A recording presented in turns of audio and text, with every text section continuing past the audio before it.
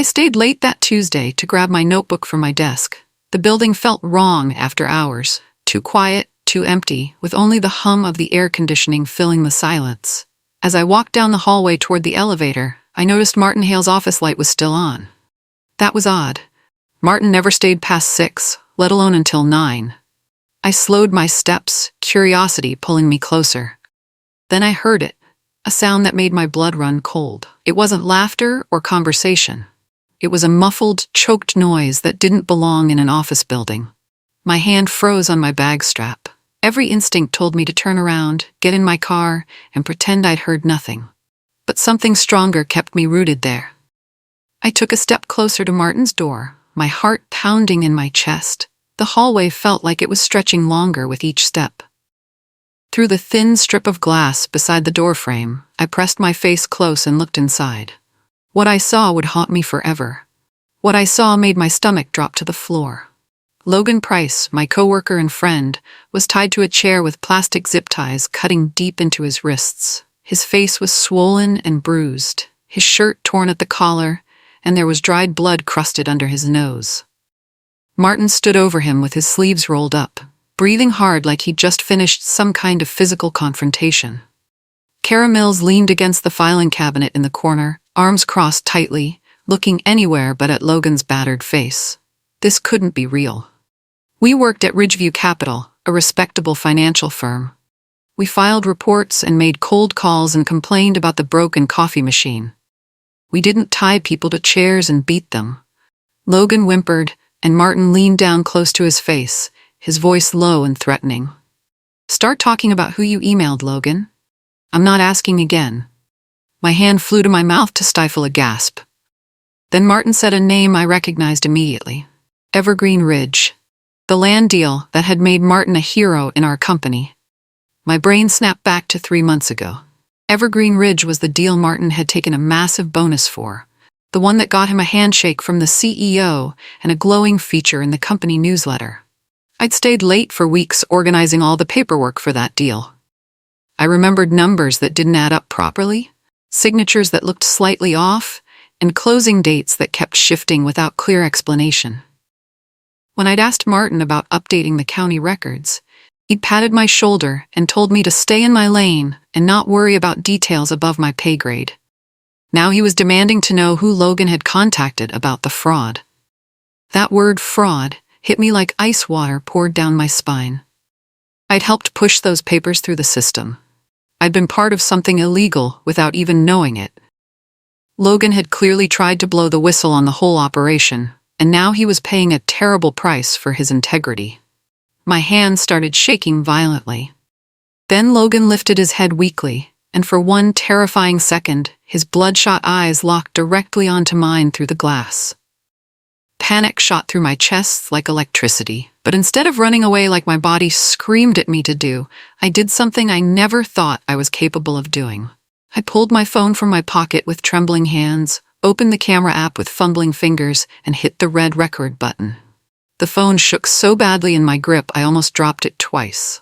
I zoomed in on Martin's angry face as he growled, "Who did you send those files to, Logan? Who's digging into my deal? Give me names." Kara hissed from the corner that they were running out of time, that they should just make this an HR problem, and say Logan had suffered some kind of mental breakdown at work. I pressed myself flat against the wall. My heart beat so loud in my ears, I was sure they could hear it echoing through the hallway. My thumb stayed pressed firmly on the record button. Every word, every threat, every damning second was being captured on video. Then, Martin stopped talking mid-sentence. He turned his head slowly toward the door, like a predator sensing prey. Like he'd somehow felt someone watching him from the shadows. Martin walked toward the door with purpose, and I dropped to the floor so fast my knee cracked painfully against the hard carpet. I bit down on my lip hard enough to taste blood, desperate to keep from crying out and giving away my position. My phone was still clutched tightly to my chest, screen glowing in the darkness, still recording everything. I heard the doorknob rattle just inches from where I crouched. My breath caught completely in my throat. He was going to open the door. He was going to see me crouched here on the floor like a trapped animal, and then I'd be the second person tied to a chair in that office. But Kara's voice suddenly cut through the thick tension. "Martin, he's about to pass out. We need to deal with this now." Martin swore viciously under his breath and stepped away from the door, back toward Logan. Sweat dripped down my back in cold rivers. My whole body screamed at me to get up and run, to get out of this building while I still could, while I still had the chance. I started crawling backward on my hands and knees, moving as quietly as humanly possible. Then I heard something that completely shattered whatever loyalty I'd ever felt toward this company and these people. From behind the cubicle wall where I'd hidden myself, I heard my own name spoken out loud. Martin said it so casually, like he was ordering his usual coffee. "If this blows up, we pin the whole thing on Riley. Her name's on everything. She already stays late obsessing over every tiny detail. We say she cut corners trying to impress clients and climb the ladder." Kara let out a nervous laugh and added, "HR already thinks she's too intense and weird. They'll buy it without question." My stomach twisted into a painful knot.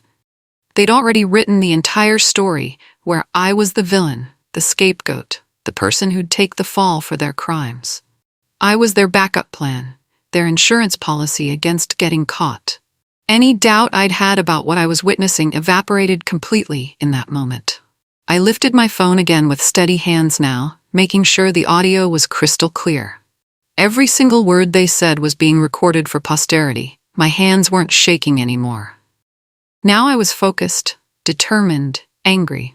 I glanced back through the glass at Logan slumped forward in the chair, barely conscious, and I realized something that made my chest tighten painfully.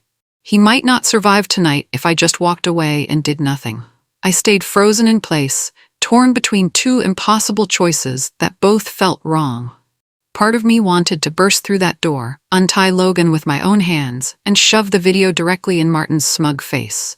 The other part knew that if I did that, I'd just become the second victim in this nightmare. My mind flashed to every time Logan had helped me with complicated reports, every coffee he'd brought me without being asked, every joke he'd told to make a long day at work feel easier and lighter. I felt disgusting and cowardly for hiding while he suffered. I whispered under my breath, barely audible, "I'm sorry, Logan. I'm so sorry." But staying hidden didn't mean doing nothing, I realized. If I couldn't save him right now in this moment, I could make sure this wasn't the end of his story. I could make sure someone with real power heard what happened here tonight. I started crawling backward again, inch by inch, toward the exit, toward safety and freedom. Then Martin said something in a voice that was lower, darker, and more dangerous than I'd ever heard before. It made me stop moving completely. Martin's voice was eerily calm now, which somehow made everything feel infinitely worse and more threatening. He told Logan that if he went to the police with his accusations, absolutely no one would believe him. They'd just see a desperate employee making up wild stories to cover his own mental breakdown and poor performance. He talked casually about forging doctor's notes, altering performance logs, how easy it was to make someone look completely unstable on paper with just a few strategic moves. Kara suggested calling HR first thing in the morning and saying Logan had made violent threats so they could get him officially flagged in the company system. I realized with growing horror that this wasn't improvised at all. They'd thought this through carefully. They knew exactly how to bury someone's reputation and credibility. My fear shifted and transformed into something sharper, hotter, more focused. I didn't just want to escape anymore. I wanted this recorded properly. I wanted proof that couldn't be twisted, erased, or explained away. Slowly, carefully, I rose to a crouch and moved closer to the door again, taking a huge risk. I needed one more clear shot, one absolutely perfect piece of evidence that would seal Martin's fate forever in a courtroom. I lined up my phone carefully through the glass, zooming in on Martin's face and Logan's bruised arms tied behind the chair. Martin leaned in very close to Logan's battered face and said, very clearly and distinctly, "You should have kept your mouth shut about Evergreen Ridge, Logan. If anyone finds out I cooked that entire deal from start to finish, I'm going down for fraud and probably prison time. I'm not letting that happen. Do you understand me?" The sentence was so clean, so perfectly damning, It felt like it had been written specifically for a jury to hear. My phone captured every single syllable in high definition. For the first time that horrible night, I felt a genuine flicker of power and control. I was holding something in my hands that could completely destroy Martin's career, bring down the whole fake deal, expose the corruption, and maybe even save Logan's life if I acted fast enough. Then Logan's head dropped forward suddenly, and his entire body went completely limp in the chair, unconscious or worse. Kara's voice cracked with panic as she said urgently, "Martin, I think he's out. He's not responding. What do we do now?" Kara started panicking for real now, her voice rising.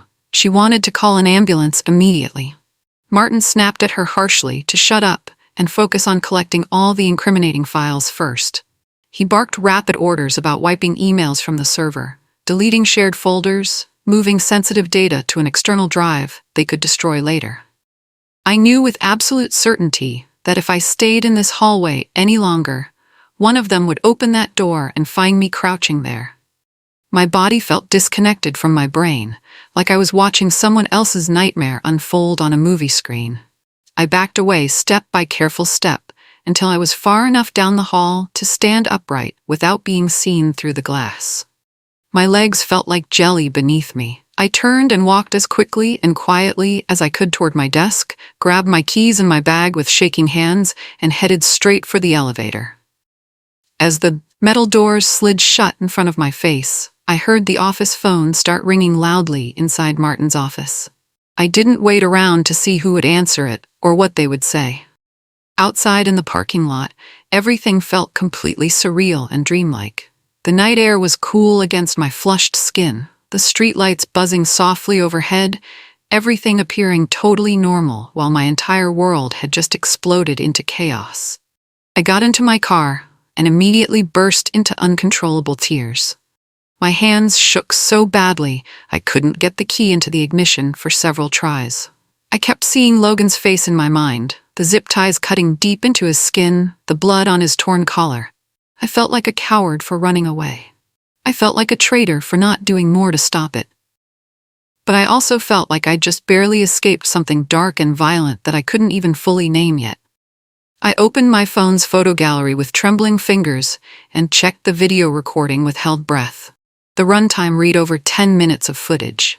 10 solid minutes of threats, confessions, and my own name being used as a shield and scapegoat.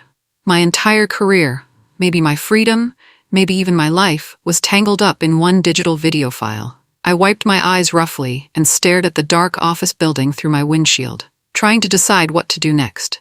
I didn't call HR. I didn't call my manager or anyone else at the company. I called the only person who'd ever told me to stop being a doormat and stand up for myself.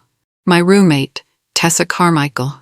I told her absolutely everything in broken, shaky sentences that barely made sense, fully expecting her to say I was overreacting or imagining things. Instead, she went completely silent for a long moment, then her voice turned dead serious in a way I'd never heard before.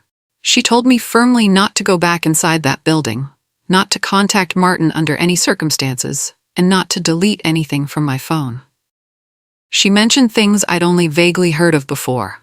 State investigators, whistleblower hotlines, legal protection for people who report crimes. I felt embarrassed and stupid for not knowing any of this myself. But for the first time that entire night, I wasn't alone in this nightmare. Tessa stayed on the phone with me while I drove aimlessly, talking me through my panic attack. Then, she sent me a link with a simple text message. "Report financial fraud and corruption here. Start right now, Riley. Don't wait until morning." I couldn't go home to my apartment. If Martin checked the security camera footage and saw me in that hallway tonight, I didn't want him knowing where I slept or lived. Instead, I drove to a cheap motel off the highway and paid cash for a single night. The room smelled strongly like stale cigarette smoke and fake lemon cleaning chemicals. I sat at the tiny desk under a flickering fluorescent light and forced myself to write down everything I could remember about Evergreen Ridge. The weird signatures that didn't match, the shifting dates that made no sense, Logan's questions that got brushed aside and ignored. I uploaded the video file to cloud storage, emailed it to a burner account Tessa had helped me create, and saved another copy on a flash drive I found buried in my bag. If my phone somehow disappeared tomorrow, the evidence wouldn't vanish with it. I was about to submit the online whistleblower form when a new email notification popped up on my screen. It was from work, sent at 11 at night. The email was a company-wide announcement sent to everyone on staff. Due to personal issues, Logan Price has been placed on administrative leave effective immediately. We wish him well during this difficult time. My stomach dropped to the floor. They were already spinning the story before Logan's bruises had even started to heal. While I'd been sitting in a motel room freaking out and crying, Martin had been busy rewriting the entire narrative. Logan was being painted as unstable, unreliable, mentally ill, someone who couldn't be trusted or taken seriously. It was exactly what Martin had threatened to do in that office, and it was already happening in real time. I stared at the whistleblower form on my laptop screen, my cursor hovering over the submit button. This was it. If I pressed it, there was absolutely no going back. I thought about the zip ties cutting into Logan's wrists. I thought about my name being used as a scapegoat for their crimes. I pressed submit hard. The form confirmed receipt and said someone would be in touch soon. Less than an hour later, my phone rang with an unknown number displayed on the screen. I answered cautiously, my heart lodged in my throat, half expecting it to somehow be Martin calling to threaten me. Instead, a calm, professional voice introduced himself as Daniel Delgado from the State Financial Crimes Investigation Unit. He said my report had landed on his desk less than an hour ago, and the video evidence I'd attached demanded immediate attention and action. Hearing someone official and powerful take me seriously made me feel dizzy with a confusing mix of overwhelming relief and new terror. He asked if we could meet in person the next morning to discuss next steps. I agreed quickly, but my mind immediately spiraled into worst-case scenarios I couldn't control. What if this was somehow a trap? What if Delgado was connected to Martin through some network I didn't know about? What if I'd just painted a giant target on my own back by coming forward? After I hung up the phone, a new fear gripped me tightly. What if Martin already knew somehow that I'd seen everything tonight? What if he was already planning to come after me next? The next morning, I put on my usual work clothes with hands that wouldn't stop trembling and drove to the office like nothing had happened. The fluorescent lights felt harsher than usual, almost painful, the air colder and more hostile. People were gossiping in tight clusters near the break room and copy machines. Did you hear about Logan? Apparently he completely snapped, had some kind of mental breakdown at his desk. The lie was spreading faster than the truth ever could, infecting everyone. Martin strolled in late, expensive coffee in hand, smiling and making jokes about rough weeks and needing vacations. When his eyes swept casually past me at my desk, I felt like I might actually throw up. At exactly 10 in the morning, I got a calendar invite that made my blood freeze. The subject line read, "Urgent, performance and conduct review, required attendance." My hands went cold. I clicked into the small meeting room and saw Martin already sitting there, arms crossed over his chest, next to the stern HR director. This was it. They were coming for me now, just like they'd come for Logan. In the HR office, Martin put on his concerned boss face that I'd seen him use 100 times before. He told the HR director he was genuinely worried about my mental state lately. He said I'd been obsessed with the Evergreen Ridge deal, staying late without permission, acting erratic and paranoid around other staff members. He said Logan had actually seemed afraid of my intensity in the days before his breakdown. I sat there in stunned silence as they painted me as unstable and dangerous, using the exact same playbook they'd used on Logan the night before. Then the HR director slid a printed email across the table toward me. It was supposedly from my account, clearly admitting to backdating important documents on the Evergreen Ridge deal. I'd never written that email in my life. My throat went completely dry. They'd forged evidence against me. They were already 3 steps ahead in this game. My hands clenched into tight fists under the table. Then, with my heart pounding so hard I could hear it in my ears, I opened my mouth and said the one thing they clearly weren't expecting to hear. "I recorded everything that happened last night in your office, Martin." The room went completely silent. Martin's face hardened into stone. The HR director blinked repeatedly, confused and caught off guard. I didn't show them the video. Not yet. Not here. I just said calmly that I had something very serious to share with an external investigator and that I'd prefer to have a lawyer present before continuing any conversation.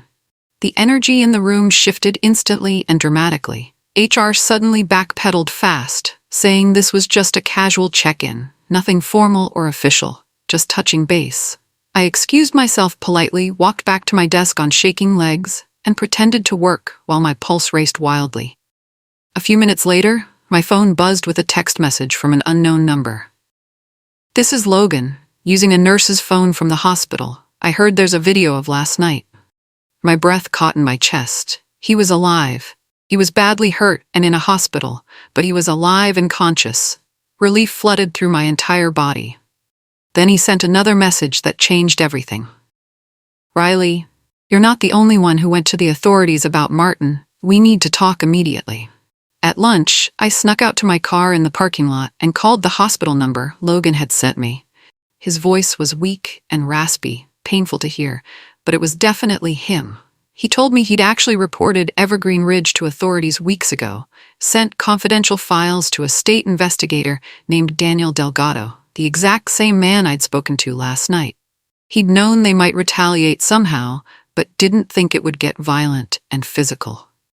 Hearing his side of the story made everything click into place like puzzle pieces. The weird questions Martin asked at recent meetings, the missing documents that vanished from shared drives, the sudden pressure to sign things without reading them carefully first. I'd been walking through an active crime scene for months without even realizing it. Logan's voice cracked with emotion as he said, "Riley, they're going to come after you next now that you know. You need to be really smart about this." Then he gave me one very clear instruction that terrified me. Tell Delgado you're willing to wear a wire and record Martin. That afternoon, I met Delgado at a quiet coffee shop far from the office and any place I might be recognized. He was calm, direct, professional, and clearly already deep into the Evergreen Ridge investigation. He told me my video was solid evidence that would help the case significantly, but to really nail everything down and build an airtight prosecution, they needed live admission, concrete proof that Martin was actively pressuring employees to destroy evidence or stay quiet about crimes. He asked if I'd be willing to record a face-to-face conversation with Martin where he tried to manipulate or threaten me. My stomach flipped violently at the thought. The idea absolutely terrified me, but I also felt something I hadn't felt in days. Real control over my situation. For the first time, I wasn't just reacting to things happening to me. I was choosing to fight back actively. I took a deep breath and said, yes, I'd do it. Delgado laid out the plan step by careful step, explaining how the wire worked, what phrases to use, how to stay safe. The next morning, I walked into work with a hidden recorder carefully taped under my blouse. I knocked on Martin's office door and asked if we could talk privately about some confusion I had regarding the Evergreen Ridge files. He smiled warmly and waved me in, closing the door behind me with a soft click. My heart slammed against my ribs so hard I was absolutely sure the microphone was picking up every beat. I played dumb, saying I was confused about some of the numbers in the final reports, casually mentioning that Logan had seemed worried about the legality of certain aspects of the deal before his breakdown. Just like Delgado had predicted, Martin got visibly irritated. He told me to stop overthinking things and just fix the documents like I was told. Then he went much further than I expected. He walked me through exactly how to backdate forms to make them look legitimate, how to shift money between accounts to cover obvious gaps, how no one audits land deals that closely anyway, so it was easy to get away with. Every single word was being captured clearly on the wire. As I stood to leave, trying to keep my hands from shaking, Martin added something casual, almost friendly, that made every hair on my arm stand straight up. The board knows how the game is played, Riley. They're not going to let some junior analyst blow this whole thing up. The board. Not just Martin. Not just Kara. The corruption went much higher up the chain than I'd thought possible. That same afternoon, I got a calendar invite from someone I'd only ever seen in glossy company photos on the wall. One of the senior board members. Private meeting. No agenda listed anywhere. My stomach sank like a stone. Delgado had specifically warned me this might happen. Once they sense a leak anywhere, someone bigger will try to shut you down quietly with money. I walked into a corner office that smelled like expensive leather and cologne. The board member smiled warmly and gestured for me to sit in a comfortable chair. He didn't waste any time with small talk. He slid a thick envelope across the polished desk toward me and said smoothly, "I've heard you're feeling uncomfortable with some recent projects here. I think it might be healthier for everyone involved if you transition out of the company gracefully." Inside the envelope was a severance package, more money than I'd ever seen in my entire life. He never actually said the words hush money out loud, but that's exactly what this was. The board member leaned back in his expensive leather chair, still smiling pleasantly. He told me in a friendly voice that if I signed the papers, I'd walk away with a clean reference letter, a very generous financial payout, and absolutely no trouble or complications. If I didn't sign, well, careers can get complicated very quickly in this industry. The threat was crystal clear. I felt my pulse throbbing in my teeth. I told him I needed some time to think about it carefully. He nodded, still appearing calm and confident that I'd take the deal like a smart person. I left his office with the envelope in my hands, knowing that every single word of that entire conversation had been recorded on the wire I was still wearing under my clothes. Delgado now had the board on tape too, trying to bribe and threaten a witness. That night, I sat alone in my car in the dark parking lot and realized something huge and powerful. I wasn't the helpless victim in this story anymore. I had real power now. I had undeniable proof, and I was about to use every bit of it. 2 days later, it all came crashing down. I was at my desk pretending to work on spreadsheets when several people in dark suits walked purposefully through the front doors with official badges clipped to their belts. They headed straight for Martin's office without stopping. Word spread through the entire building like wildfire. State investigators, police officers, something serious about fraud and corruption. I watched from my cubicle as Martin was escorted out in handcuffs, his face pale and furious, trying to maintain dignity.